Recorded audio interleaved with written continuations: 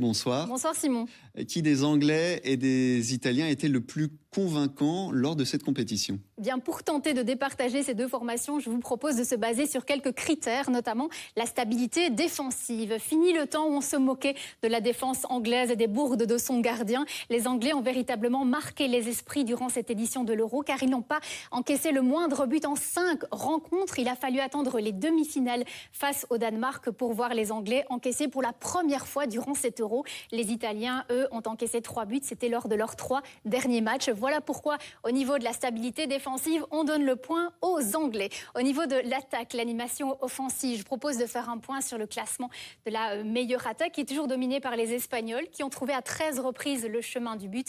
Les Italiens, vous le voyez, sont deuxièmes à égalité avec le Danemark. 2 réalisations de plus que les Anglais. Et c'est vrai que les Italiens ont séduit les observateurs par leur jeu attrayant et chatoyant. Voilà pourquoi on donne le point à l'Italie. Vous l'avez donc compris, sur base de ces deux premiers critères, c'est une égalité parfaite. D'accord. Ben oui, là, on va mettre en avant les individualités. Quand on parle de l'Angleterre, on parle de l'inévitable Harry Kane, qui a marqué 4 buts depuis le début du tournoi. C'est le meilleur buteur encore en lice de la compétition. Et il monte en puissance depuis le début de cet Euro. Lui qui a marqué en 8e, en quart et en demi. Donc voilà pourquoi, quand on a un Harry Kane dans son effectif, on donne le point aux Anglais. Et au niveau des Italiens, eh bien là, on va mettre en avant le collectif créé par Roberto Mancini. Ce ne sont pas moins de 6 joueurs qui ont trouvé le chemin du but depuis le début de cette édition. Alors c'est vrai que le danger vient un petit peu de partout. Voilà pourquoi, pour le collectif italien, on donne le point également. Alors vous avez fait les comptes, on s'est basé sur 4 critères. Et là,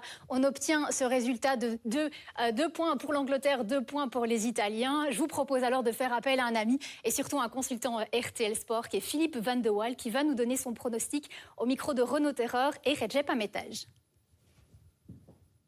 Pourquoi jouer à domicile avec l'appui de cette supporter? C'est un adjuvant moral qui vaut toutes les statistiques. Merci beaucoup, Anne Ruet, pour cette